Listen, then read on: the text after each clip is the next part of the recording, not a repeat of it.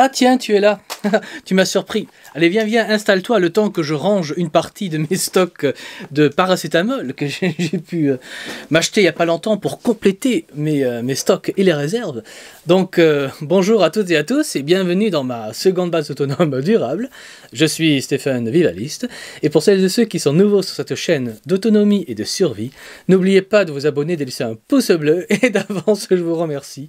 Et donc Aujourd'hui, nous allons parler d'un sujet, on va dire, très grave, qui va vous impacter, vous personnellement. Donc, écoutez bien cette vidéo jusqu'au bout. Abonnez-vous bien à la chaîne, ça ne prend qu'un petit clic. Et laissez un pouce bleu pour faire plaisir. Car un pouce bleu, c'est comme un sourire, c'est gratuit et ça fait toujours plaisir. Et je vous en remercie. Et aujourd'hui, nous allons parler de choses dont on ne parle pas dans les médias de grand chemin, ni sur les petits médias alternatifs d'ailleurs. Donc écoutez bien, s'il vous plaît. Alors, quand votre temps est précieux, nous allons de suite entrer dans le vif du sujet et parler de science. Car, ça y est, c'est confirmé, le Gulf Stream est officiellement déréglé et cela a pour conséquence qu'en ce moment, des vents glacés soufflent sur l'Amérique du Nord.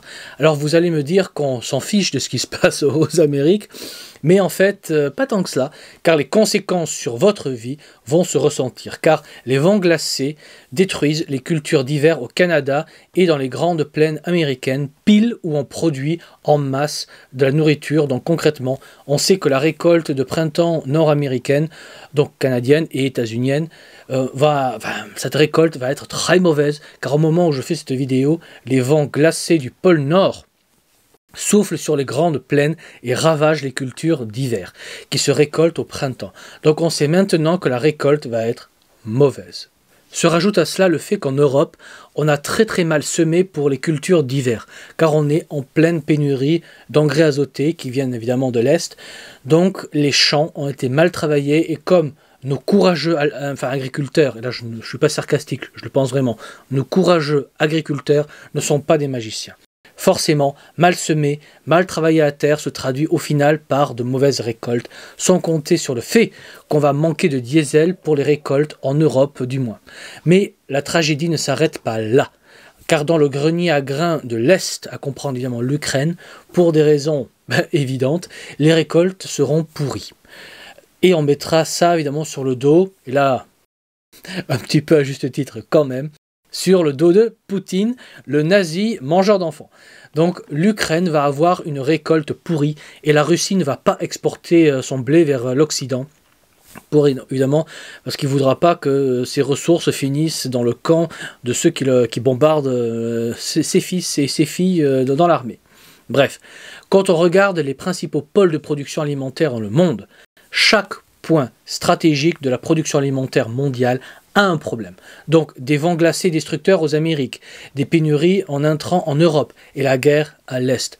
Donc en 2023, l'Afrique et les pays du tiers-monde vont encore plus souffrir de la famine et chez nous, en Occident, on va manquer de masse à manger et les prix des aliments vont exploser fortement. Donc faire des stocks aujourd'hui est une excellente idée, c'est même la meilleure idée que vous pouvez avoir. Donc faites ces stocks, de toute façon vous les mangerez tôt ou tard, donc c'est pas de l'argent perdu, faites ces stocks. Ce que je dis n'est pas mon point de vue, ces destructions de récoltes et pénuries et guerres à l'Est sont des informations qui sont très facilement vérifiables, ce ne sont pas des informations cachées, c'est public, mais quand on recoupe, on va dire, les informations, on sait que ça va se traduire par une raréfaction de ressources agricoles. Donc, il est à craindre que le prix de la tonne de blé va encore dépasser les 450 € la tonne. Et avec la dévaluation de l'euro et l'inflation, il n'est pas impossible que le prix de la tonne dépasse peut-être les 500 €, voire plus. Mais je ne suis pas devin, je n'ai pas de boule de cristal, je ne peux pas le savoir exactement.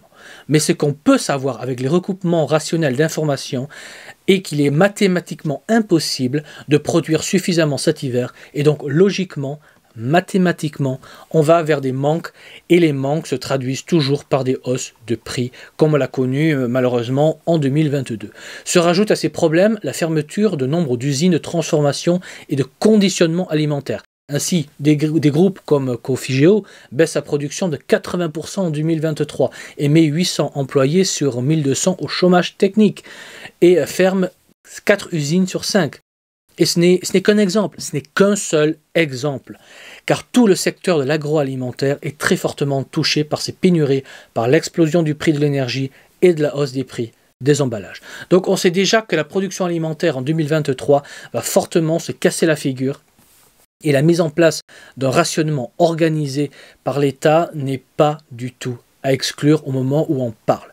Donc le conseil que je me permets de vous donner est d'une part de ne pas paniquer, de sereinement faire des stocks alimentaires, ne serait-ce pour pas manquer ou ne pas se faire massacrer par la nouvelle hausse de prix qui arrive très bientôt, qui sont déjà en cours, mais surtout d'acheter maintenant ce qui est encore payable et surtout disponible. Donc là, je parle aussi de graines pour votre potager et les outils pour produire dans votre potager. Rappelez-vous ce que je vous dis à chaque vidéo, qu'on a quitté cette société du citoyen consommateur à qui on donne tout clé en main et on entre dans la nouvelle société du citoyen producteur. Donc commencez à produire vous-même ce dont vous avez besoin pour vivre correctement et confortablement. N'ayez pas faim, faites un potager. Après, les mauvaises nouvelles ne s'arrêtent pas là malheureusement, car le gros des granulés pour poêles et des poêles à granulés vient de Russie, d'Ukraine ou de Biélorussie.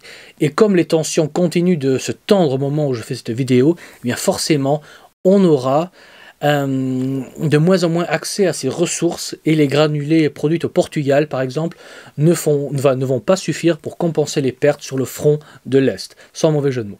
Donc non seulement on va manquer de fioul, de gaz pour l'hiver 2023, même si le temps est assez clément et qu'on a quand même des réserves, on devrait passer cet hiver 2023. Par contre, l'hiver 2024, c'est une toute autre histoire. Bref, il est à craindre que la fin de cet hiver 2023 va être peut-être horrible. On va peut-être avoir froid. J'y crois de moins en moins, mais c'est une possibilité. Donc, faites des stocks en bois, concrètement, pour vous préparer à ce qui arrive après. Donc, achetez des bonbonnes de gaz pour alimenter un peu... un petit chauffage à bois, pardon, à gaz, excusez-moi, c'est la fatigue.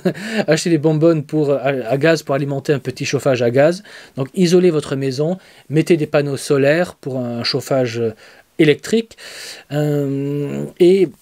Donc il y a plein de petites solutions, et surtout achetez des vêtements chauds, ça c'est très important. Achetez des vêtements chauds et solides, c'est coûteux, je sais, mais croyez-moi, c'est un excellent investissement. Et achetez aussi des sacs de couchage, mais solides, pas du bas de gamme. Non, achetez vraiment à 3 chiffres le prix. Et cherchez des sacs de couchage qui peuvent aller au moins jusqu'à moins 5 degrés. Donc, je sais que c'est coûteux, mais croyez-moi, c'est un excellent investissement que vous n'avez qu'à faire qu'une seule fois. Donc, après, fabriquez ou achetez un rocket stove pour pouvoir produire un peu de chaleur et de quoi chauffer vos repas avec des brindilles et 3 ou 4 branches trouvées gratuitement sur le bord du chemin. C'est toujours quelque chose. Dites-vous que les deux grands sujets de 2023 vont être la nourriture et le chauffage. Et dans le chauffage, j'inclus également comment faire cuire les aliments. Donc, suivez mes conseils et anticipez. Préparez-vous sur les 3 niveaux, le court terme, le moyen terme et le long terme. Pour le court terme, stockez de quoi tenir 1 an et demi, et ne stockez pas seulement de la nourriture, mais aussi des vêtements, des chaussettes, du savon, des sous-vêtements, etc. pour vous donner du temps et des possibilités pour tenir le temps que les grands changements se fassent, et surtout pour ne pas souffrir des pénuries et hausses de prix. Donc soyez malin, comme dirait l'autre, soyez malin. Bref, pour le moyen terme, mettez vos mains dans la terre et produisez votre nourriture et travaillez votre autonomie en tout. Car, disons-le, avec l'effondrement, le citoyen sera livré à lui-même pour son accès à de la nourriture, à de l'eau potable, à des soins, et j'en passe. Donc apprenez aussi la chasse, la pêche, diversifiez vos connaissances et compétences pour être capable de produire ce dont vous avez besoin, etc. Bref, soyez le plus autonome possible. Ce qui me mène vers le 3e point, qui est le long terme. Pour le long terme, rejoignez un réseau local et solide, ou bien créez votre propre réseau s'il n'y a pas de réseau local solide près de chez vous. Dites-vous que dans tous les cas, vous pouvez toujours rejoindre mon réseau que je développe et nous rejoindre se fait via ma page Patreon. Le lien est sous la vidéo dans le descriptif.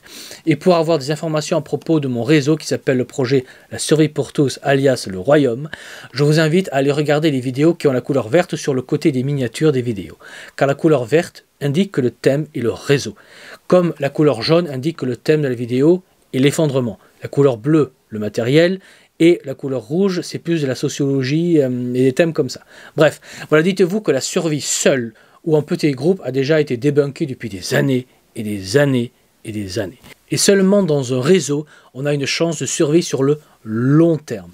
Donc plus votre réseau sera organisé comme mon réseau l'est, et l'est de plus en plus grâce aux réunions et au travail d'équipe que l'on fait, eh bien, plus vous aurez de chances de survie. Et c'est pourquoi nous rejoindre est de très loin la meilleure idée et le meilleur investissement que vous pouvez faire, mais je vous laisse juge de cela.